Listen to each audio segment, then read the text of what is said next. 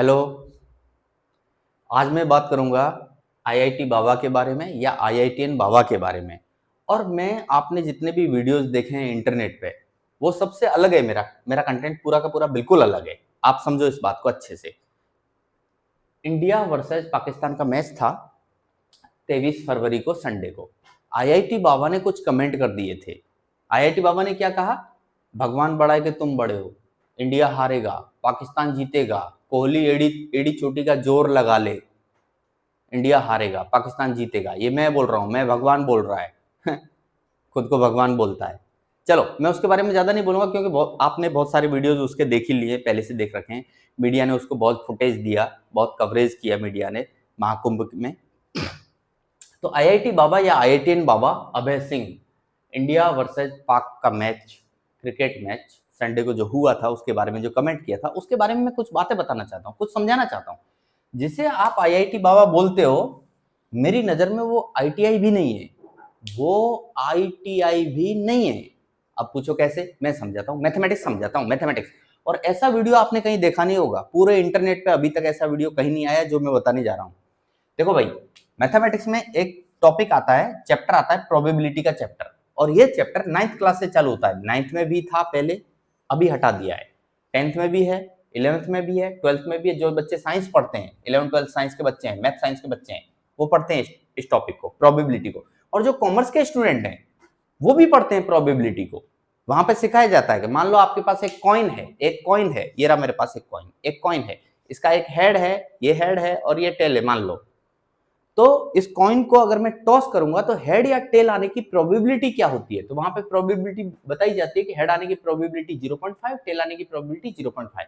एक केस और आता है कि अगर मान लो ये कॉइन ऐसे खड़ा हो गया, इस प्रोबेबिलिटी को अपन इग्नोर करके चलते हैं, अपन दो ही प्रोबेबिलिटी को मान के चलते हैं कि मान लो हेड आया या तो टेल आया। सेम चीज मैच में होती है, चाहे मैच कोई भी हो, चाहे कोई भी दो कंट्रीज का हो या दो टीम का हो। या तो मैच ड्रॉ होगा, या हार होगी, या जीत होगी। ड्रॉ को अपन इग्नोर कर रहे हैं, मान लो हमारा मैच ड्रॉ नहीं होगा, हार भी होगी या जीत होगी, दोनों की प्रोबेबिलिटी कितनी रहेगी? 0.5 0.5। अब आईआईटी बाबा बोल रहे हैं इंडिया हारेगा। हद है, मतलब उन्होंने प्रोबेबिलिटी पढ़ी ही नहीं है और वो कहते हैं खुद को आईआईटी कर रखी है। मैंने शर्म आनी चाहिए ये बोलने से पहले कि आईआईटी कर रखी है। एक आईआईटी का बंदा very crucial and critical thinker होता है। वो बात करेगा ना तो लॉजिकल बात करेगा, लॉजिकल टॉक करता है वो। ये आदमी ने, लगता है प्रोबेबिलिटी का जो टॉपिक है, जो 9वीं 10वीं 11वीं 12वीं की साइंस यानी मैथ साइंस में आता है, वो पढ़ा ही नहीं है इस बंदे ने। अगर पढ़ा होता आईआईटी बाबा ने, तो आईआईटी बाबा ऐसा नहीं बोलते कि इंडिया हारेगा और ऊपर से इंडिया और पाक की जो टीम है, क्रिकेट की टीम, उनका कंपैरिजन किया जाए तो कौन मजबूत टीम है? विच टीम इज स्ट्रॉन्ग या स्ट्रॉन्गर? इंडिया की टीम मजबूत है भाई। तो जीतने की प्रोबेबिलिटी या पॉसिबिलिटी किसकी ज्यादा है? इंडिया की ज्यादा है। और आईआईटी बाबा बोल रहे हैं इंडिया हारेगा। लगता है इन्होंने ये टॉपिक, ये चैप्टर पढ़ा ही नहीं है, इसलिए मैं बोल रहा हूं। अच्छा, मीडिया ने इनको, महाकुंभ का जो मेला हुआ था, महाकुंभ प्रयागराज, मीडिया ने इनको ऊपर चढ़ा दिया। एक से एक मीडिया वाले उसके पास जा रहे हैं, उसका इंटरव्यू ले रहे हैं। मुझे समझ नहीं आ रहा। मैंने कुछ वीडियोस देखे थे, वहीं से मुझे समझ आ गया था कि ये जो है ना, ये मतलब हद है। राहत इंदौरी साहब का एक शेर है राहत इंदौरी साहब का, कि मेरी निगाह में वो शख्स आदमी भी नहीं, मेरी निगाह में वो शख्स आदमी भी नहीं जिसे लगा है जमाना खुदा बनाने में। तो भाई मीडिया वालों ने इसको क्या कर दिया? उछाल दिया। आईआईटी बाबा बन गए, आईआईटीएन बाबा। हद है मतलब। और अभी जब इन्होंने ये भविष्यवाणी की कि मैच इंडिया हारेगा, पता नहीं क्या सोच के भविष्यवाणी की, या क्या चाहते थे, या अपने आप को फेमस करना चाहते थे, या छा जाना चाहते थे दो कंट्रीज के बीच में, इंडिया और पाकिस्तान के बीच में, जो भी चाहते थे, ये उस पर मैं नहीं जा रहा।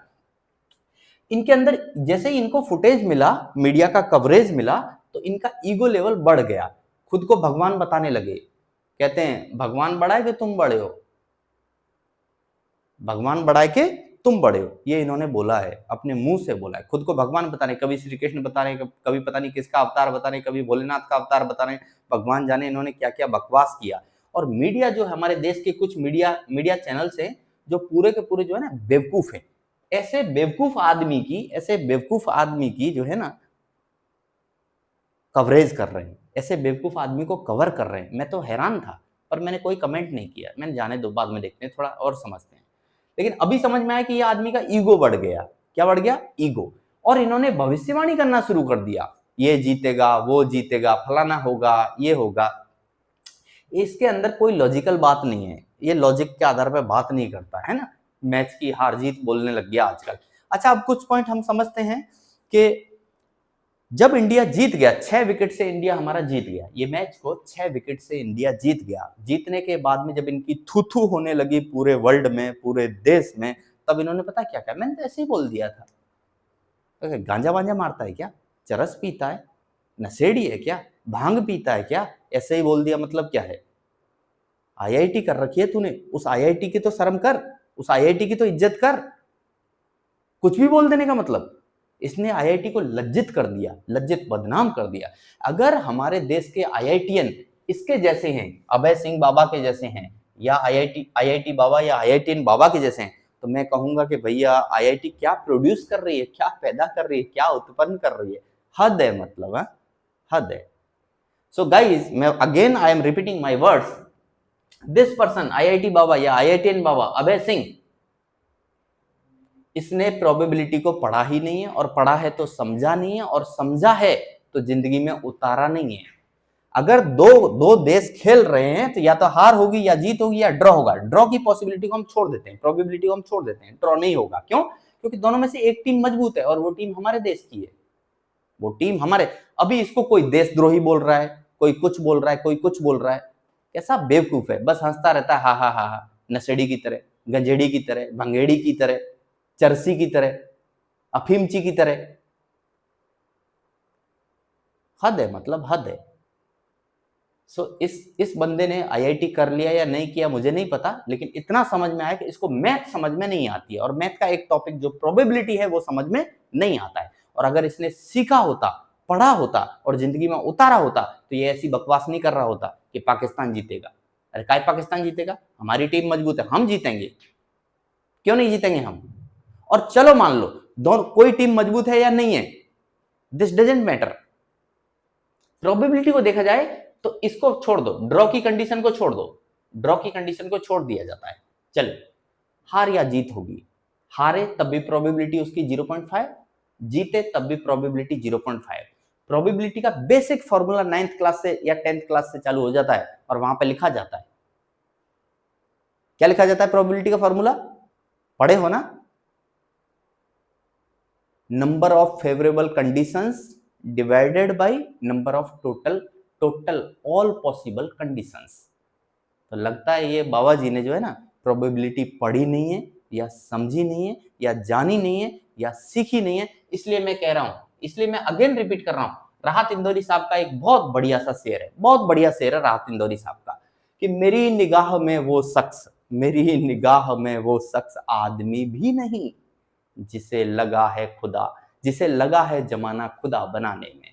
ये ऐसे ही लोगों के लिए, ऐसे ही लोगों के लिए ये आईआईटी कर रखी है। अरे शर्म आनी चाहिए। आईटीआई जो करके आते हैं ना, उनकी बातें तेरे से ज्यादा समझदारी वाली होती हैं, तेरे से ज्यादा समझदारी से बातें करते हैं वो लोग। बेवकूफ आदमी। बस गाइस, इतना ही बोलूंगा। बाकी तो बहुत सारे चैनल्स, बहुत सारे जो है ना क्या बोलते हैं, मीडिया वालों ने आपको दिखाई दिया कि ये क्या है क्या नहीं है, आप जानते ही हो, लेकिन ये नई चीज है। You don't know this. I have told you. Okay, thank you.